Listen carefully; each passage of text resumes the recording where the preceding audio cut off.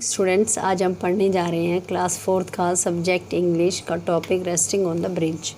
बेटा कल हमने आपको ये पोएम पढ़ाई थी, ठीक है ना। This poem is written by William Words. क्या मतलब है, इसको किसने लिखा है? विलियम वर्ड्सवर्थ ने, ठीक है ना। तो आज हम करेंगे इसके क्वेश्चन आंसर्स। ये मैंने लिखे हुए हैं तो मैं आपको एक्सप्लेन करूँगी। What are the people in the poem doing? कहते हैं जो लोग हैं पोएम में क्या बताया गया, क्या कर रहे थे। Answer, with the arrival of the spring season, ठीक है ना। स्प्रिंग सीज़न क्या होता है? बाहर का मौसम जैसे स्टार्ट हो गया। द यंगेस्ट, जो जवान लोग थे और जो बूढ़े लोग थे सारे, are working in their fields, वो अपने बाहर निकला है अपना काम करने, क्योंकि विंटर्स चले गए। And after the long winter break, काफ़ी देर विंटर्स के बाद जब बर्फ़ हटी, सब कुछ हुआ, तो जैसे बाहर का मौसम आया तो सब लोग अपने अपने काम में मसरूफ़ हो गए। This is question number first. ये आपका बेटा क्वेश्चन नंबर फर्स्ट है। Question number second, why do cattle not raise their head? कहते हैं जो गाय हैं वो अपना सिर ऊपर क्यों नहीं उठाती थी। Cattle are not raising their heads because they are busy grazing the grass, क्योंकि वो बिजी थी क्या खाने में?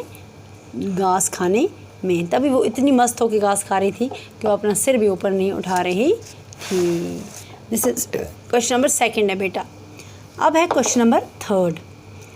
What does the poet compare the snow with? What does it mean? कहते हैं जो बर्फ़ है इस पोएम में, पोएट ने उसको किसके साथ कंपेयर किया है, ठीक है ना। कंपैरिजन दोनों का किसके साथ किया है? किसको? स्नो को, ठीक है ना। व्हाट डज़ इट मीन, उसका क्या मतलब है? बर्फ़ के बारे में उसने क्या बोला, किसके साथ उसको जोड़ा है? The poet compares the snow with defeated army. क्या मतलब है? जो पोएट है उसने बर्फ़ को एक हारी हुई आर्मी के साथ, जो हार जाती है, ठीक है ना, उसके साथ किया है कंपेयर। हारी हुई सेना जो होती है। By this he want to say, फौज, by this he want to say, इसका क्या मतलब है?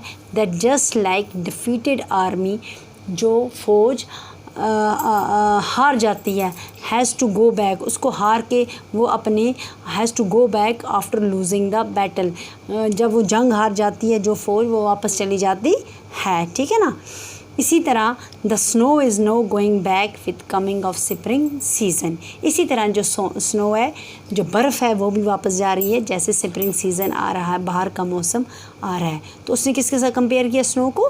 डिफीटेड आर्मी के साथ, हारी हुई फौज के साथ, ठीक है ना।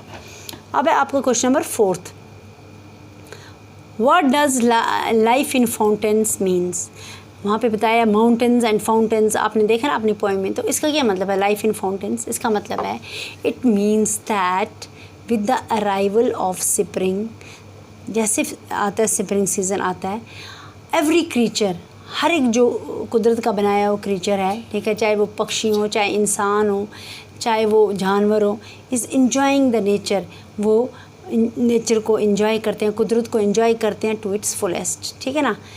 जैसे चिड़ियाँ चहकती हैं, जितना हो सके उतना वहाँ पे इंजॉय करते हैं, खुश रहते हैं।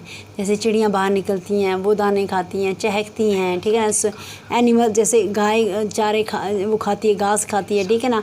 इंसान अपना काम करते हैं। तो हर बंदा मस्त होके नेचर को एंजॉय करता है, तभी उसने लाइफ इन फाउंटेन्स बोला है, ठीक है बेटा। तो ये हैं आपके 4 क्वेश्चन। ये सब बच्चे अपने अपनी नोटबुक्स पे उतारोगे और साफ साफ लिखोगे, याद भी करोगे।